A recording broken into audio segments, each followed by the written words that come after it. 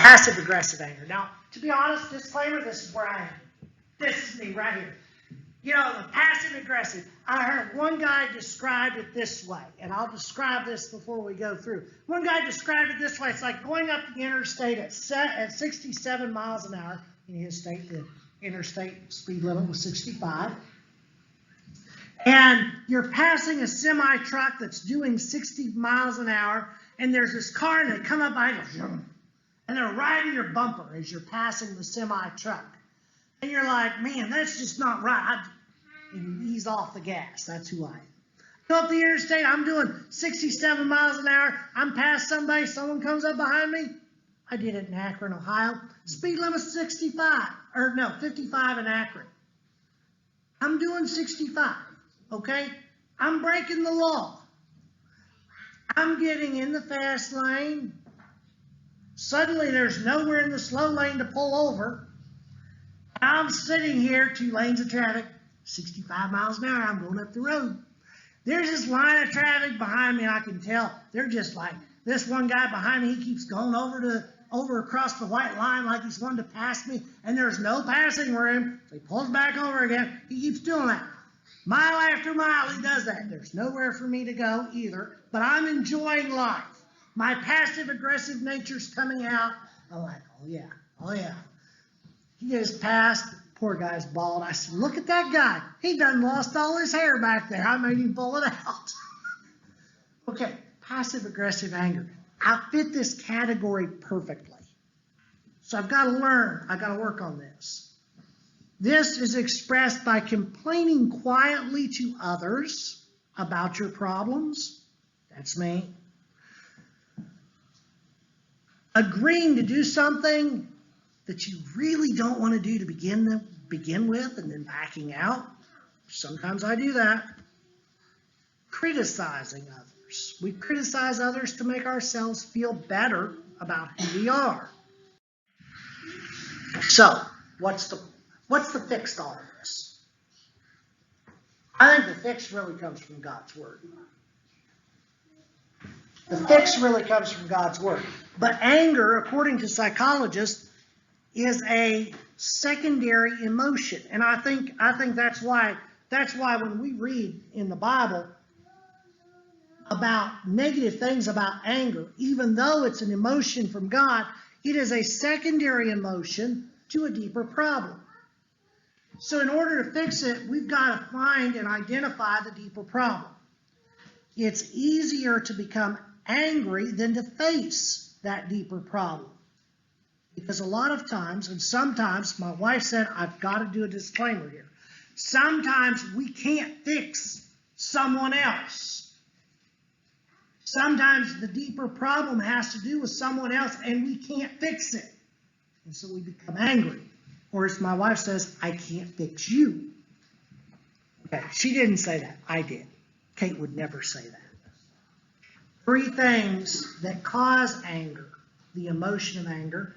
First is hurt, second is frustration, and third is insecurity.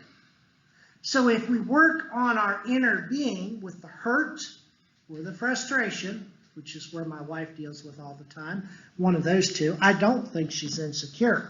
But I tend to do things that hurt my wife unintentionally.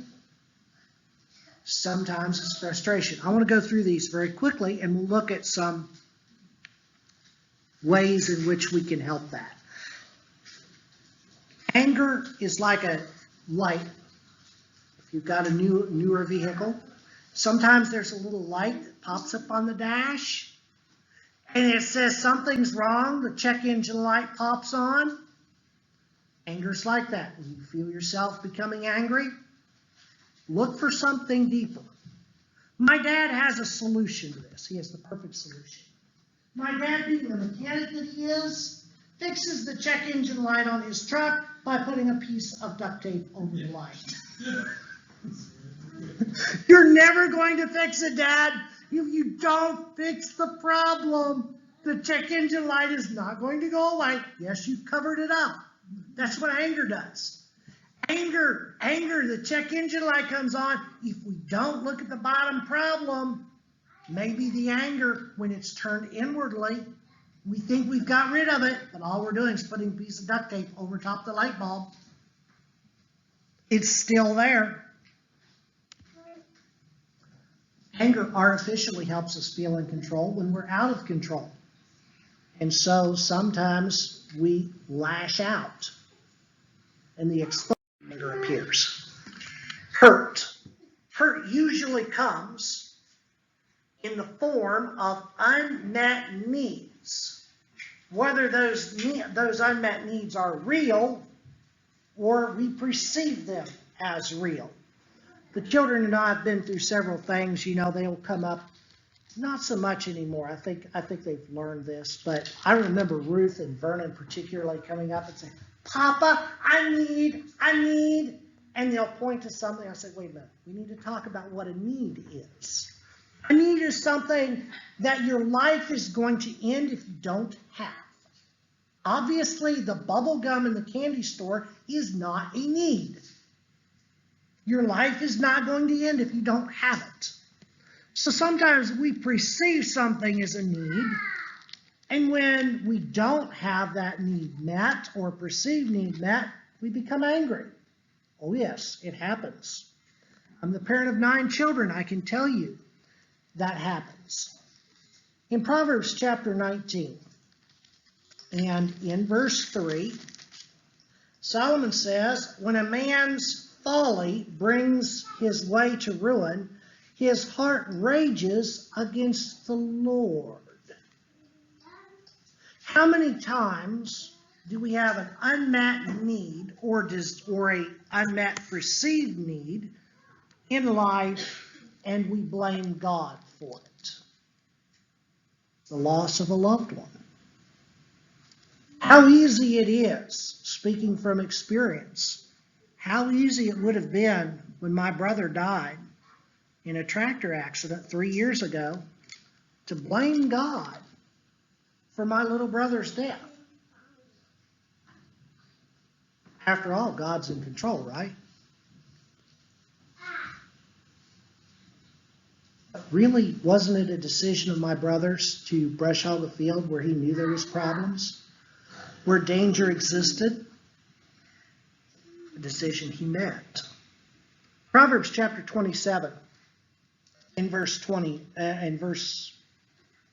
4, says, wrath is cruel, anger is overwhelming, but who can stand before jealousy? See, jealousy is rooted in hurt, and anger is often the result of hurt or jealousy. I'm not going to go back to Genesis chapter 37 for time's sake, but we can notice Psalm chapter 10. I do want to go to Psalm chapter 10 because a lot of the Psalms, you will see David expresses anger because he's been hurt. Psalm chapter 10 is a prime example of this.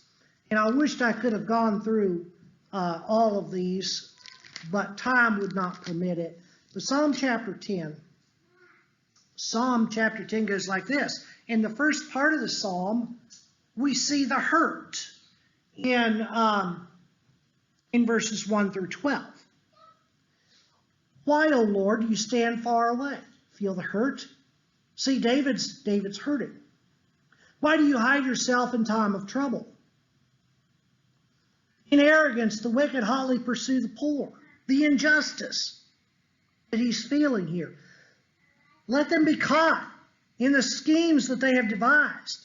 For the wicked boast of the desires of his soul, and the greedy for gain curses, and renounces the Lord. In the pride of his face, the wicked does not seek him. All his thoughts are, there goes God. There is no God. His ways prosper at all times. Your judgments are on high, out of his sight. For all his foes, he puffs at them. He says in his heart, I shall not be moved. Throughout all generations, I shall not meet adversity.